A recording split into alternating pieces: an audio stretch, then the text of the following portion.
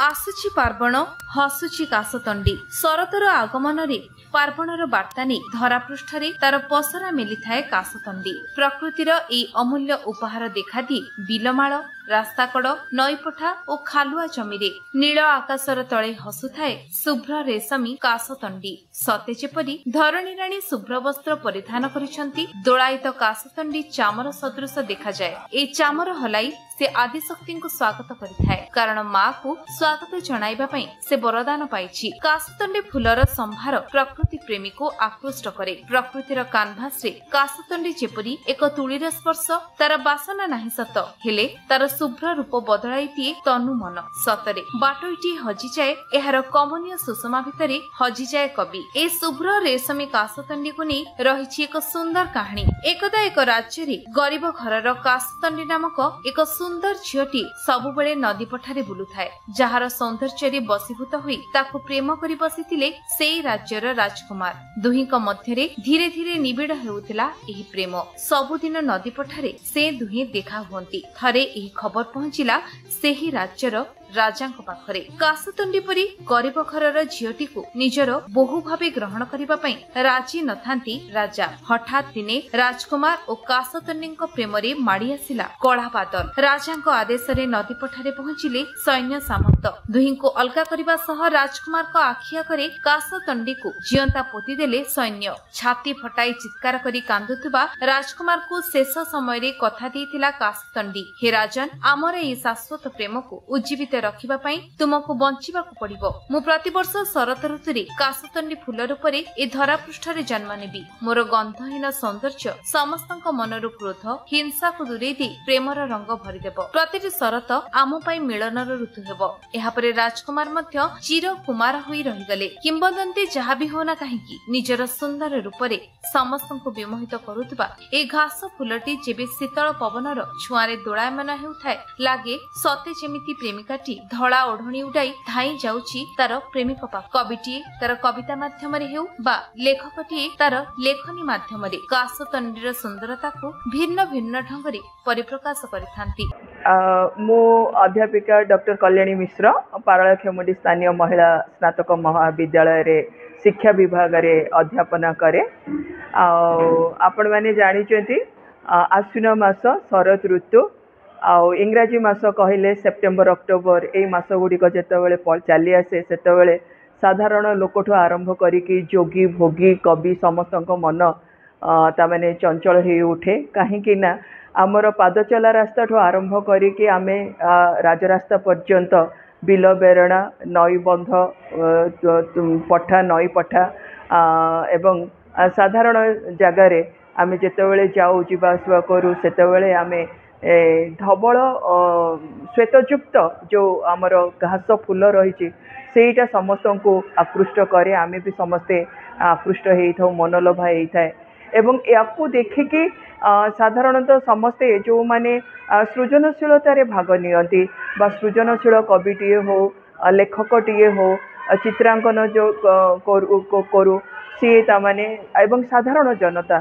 से माने विभोर हो सते जेमिति प्रकृति राणी सबुज शाढ़ी रे गोटे धवल तार धड़ी पिंधिकी पृथ्वी पृष्ठ रे उभा होईची एवं समग्र भूमाता श्वेतांबरी रूप धारण करचंती। आकाश रे भसा बौद्धमाल एवं धान बिल रे आपण बकस्तब देखिबे बग पक्षी माननकु आ ता सहित ए जो धवल चामर युक्त सते जेमिति पृथ्वी राणी को से माने आलट चामर रे स्वागत करूची। आ ता सहित आमर माँ जगत जननीकर धरा पृष्ठ रे जो धरावतरण हुए आमे ताकू मध्य उपभोग करू। कासतंडी फूल फुटिले ही आमे जानू जे दुर्गा पूजा आसीगला एवं दुर्गा पूजा पाई जो आयोजन हुए से दिन ठू आमर आरंभ हो जाए। आज मध्य आरंभ हो जाए जदिओ आमर पितृपक्ष आरंभ हो गलानी एवं महालया आगुक अच्छी तापरे आमे जो आमर नवदिनात्मक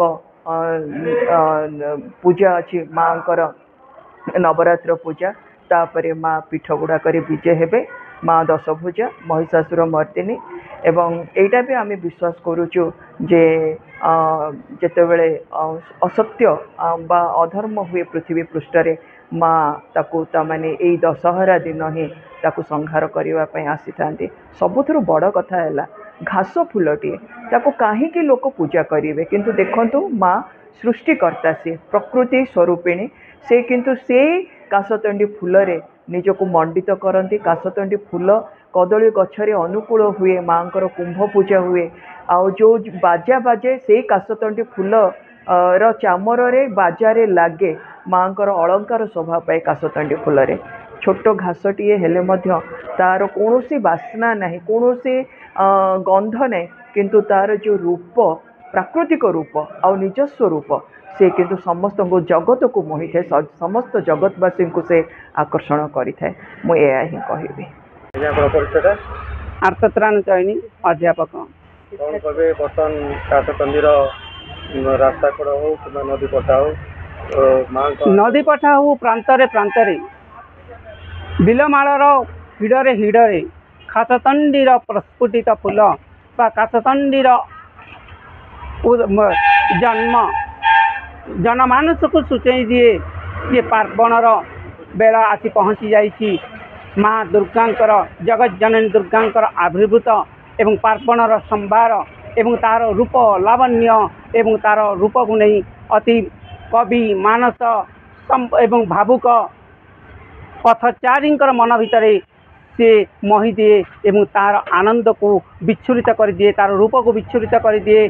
प्रत्येक लोक काशतंडीर से रूप सुषमा को देखा चाहती एवं देखती मध्यरु मन रे टिके उन्मादना सृष्टि हुए उन्मिलित हुए जे काशतंडीर से अपूर्व शोभा को दर्शन करने एवं से मजी जावाई से हजि जावाई काशतंडी यही सूचना दे थाए कि माँ आगमन रे धरापृष्ठ से सजई दिए एवं धरापृष्ठ को अति सुंदर भाव में सजई दिए माँ आगमन करने माँ को आवाहन करने कहीं धरापृष्ठरु हिंसा घृणा एवं असत्य को पराजित करी सत्य एवं धर्मर प्रतिष्ठा करने माँ आसी पहुँची जाउचंती धरापृष्ठ रे। यही कथा सूचई दिए काशतंडी बासना नथिले कौन हम तार सुषमा तार रूप प्रत्येक लोक मन रे मजी दिए एवं प्रत्येक लोकंकर पाखरे हजि जाए एवं काशतंडीर रूप लावण्य को देखी समस्ते आनंदित होती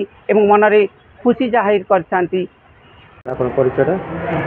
मोर परिचय सरोज कुमार पंडा प्रधान आचार्य सरस्वती शिशु विद्या मंदिर पारालाखेमुंडी। कौन कहे बर्तमान काशतंडीर समारोह देखा मिले माँ का आगमन में काशतंडी फूलर समारोह देखा मिले कवि और भावुक बाटोई शिक्षण अटकी जाए से काशतंडीर रूप सौंदर्य देखापी तापर कौन प्रकृति राणी निजर वैचित्र प्रदर्शन करने अनेक समय अनेक रूप धारण करें। तेरे वर्षे जो ऋतु परिवर्तन हुए प्रकृतिर मत रूप परिवर्तन समस्त को आकृष्ट करें संतुष्ट करें। आम जदि देखा जिते भी काशतंडी फूल देखू तो सी हूँ एक पृष्ठभूमि तैयारी हो जाए जे पार्वण ऋतु आसीगला। पार्वण ऋतुर पृष्ठभूमि निर्माण एक काशतंडी फूलर आविर्भाव होता है माने आम अपेक्षा करूँ जे देवी आगमन बर्तमान आसन्न है अल्प दिन पर देवी अवतरण करेंगे। या परे सारा भारत में पौरपल्ली रे एक पार्वणर एक समय आसी जाए तेबे कवि माने लेखक माने भावुक माने प्रकृति प्रेमी माने काशतंडी फूल को नहीं अनेक गल्प कविता से साहित्य रे यार स्थान से निश्चित भाव दे था। प्रकृत में जो भाव सबुज अंचल धला धला फूल धला धला घासर जो मूल गुड़ देखिले एते मनोहरा एते आत्महरा हो जाती कवि माने जे से माने निश्चित भाव निज साहित्य सृजन रे काशतंडी फूल को जेण तेण भाव स्थान दे था। प्रकृत में प्रकृति तार जो सौंदर्य भिन्न भिन्न रूप जो प्रकाश करे तेबे काशतंडी फूल माध्यम जो भाव से एक प्रकार धला चुनुरी थिबा एक शाढ़ी परिधान कला भली मन हुए धड़ा शाढ़ी। तो ये आम देखा पुरपल्ली रे लोक भीतर एक बार उत्साह आसी जाए जे एणिकी गणेश पूजा अल्प दिन तले जाइए तापर पर एबे आमर महालया आसीबो तापर दशहरा अर्थात सारा भारत वर्ष रे पार्वण ऋतु आरंभ होला तार एक प्रतीकात्मक संकेत आमको काशदंडी फूल देता है। बाटोटी पथिकटी गले मध्य तार अपूर्व सौंदर्य देखा किसी क्षण अटकी जाए हाँ से सत कथा जितेबाला गाँव अंका बंका रास्ता दे हो कि कौन सी नदी पठा नाल पठारे हो बिल पठारे हो जो बाटोटी जाऊ थाए से अटकी जाए कहीं से सौंदर्य को उपभोग करने भीतर एक क्षुधा जागृत हुए आ से मन लाखी जो दृश्य देखी अटकी जाए आ से आग्रह भरा नयन रे ये जो सुंदर प्राकृतिक शोभा को से उपभोग करे आगू को माड़ी जाए प्रकृत में मन रे एक शांति सांत्वना एक प्रकार स्थिरता प्रदान करिवारे काशदंडी फूलर एक बहुत बड़ अवदान रही कले चले तेरे आसंता आम सब मिलमिशि ये प्रकृतिर मनोरम रूप को उपभोग करिया। गजपति रणबला बेहरा रिपोर्ट विश्व विजय न्यूज ओडिशा।